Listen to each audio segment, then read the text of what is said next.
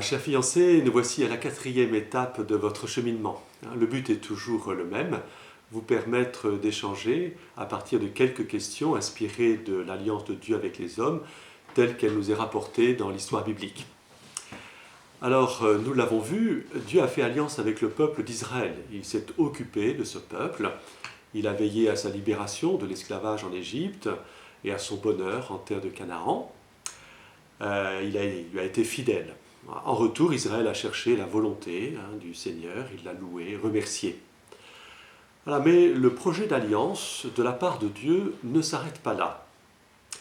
D'une part, Dieu ne veut pas seulement rendre service à Israël, mais plus profondément, il veut se faire connaître et aimer de ce peuple qu'il a choisi. De même que lui, il connaît et aime Israël. Il veut lui partager sa propre vie. Il veut le faire entrer dans une relation intime et plus gratuite aussi avec lui. Et au fond, c'est ce que recherche aussi probablement le peuple d'Israël, connaître et aimer Dieu en lui-même et pour lui-même, et pas seulement à travers ses bienfaits, jouir de sa présence et pas seulement des biens terrestres offerts. Cela doit s'accomplir à travers des relations profondes, et aussi des moments de réconciliation, car nous l'avons vu, Israël n'est pas toujours fidèle.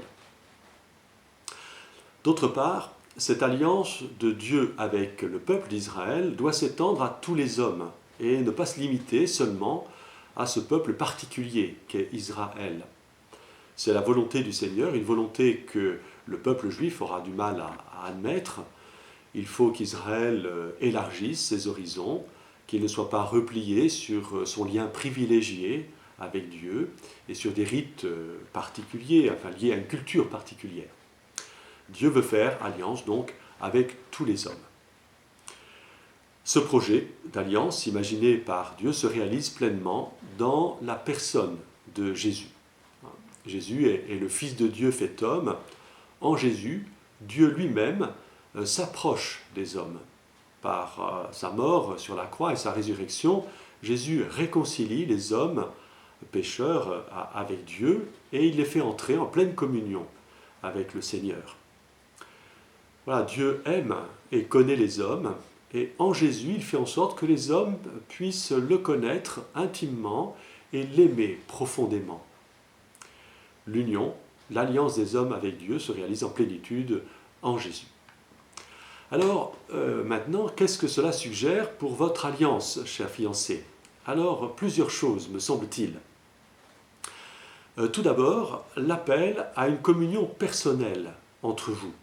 Le don que vous vous faites mutuellement n'est pas seulement celui de biens matériels mis en commun. Vous n'échangez pas seulement des services utiles ou des activités qui vous conviennent à tous les deux. Vous partagez vos sensibilités, vos désirs, vos fragilités aussi, votre intimité.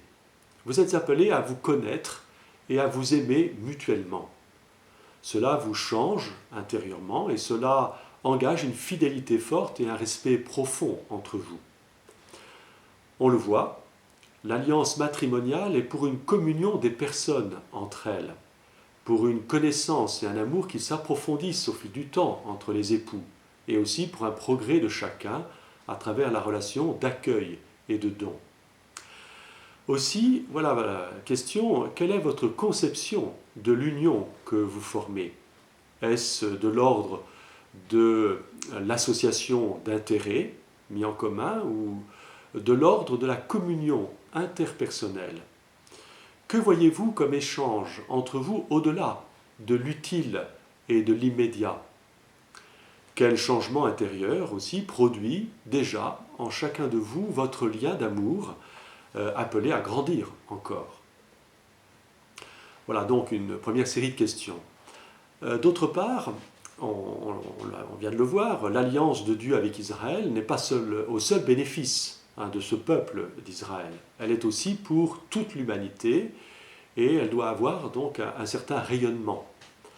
À travers Israël, d'autres cultures, d'autres peuples doivent être initiés à la connaissance et à l'amour de Dieu. Alors, et vous? Et vous, quel sera votre rayonnement en tant que couple? Qu'est-ce que votre amour construira pour les autres? Quel sera votre témoignage auprès de vos proches et de vos futurs enfants?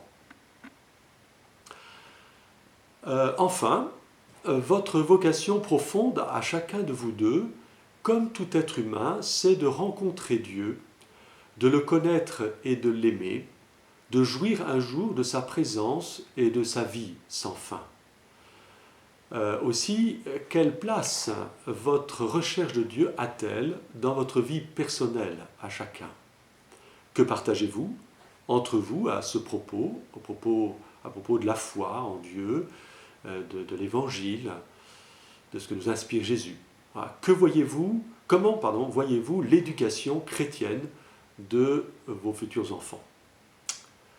Voilà, ce parcours d'approfondissement de votre alliance à la lumière de l'alliance de Dieu avec les hommes se termine avec cette 4e étape.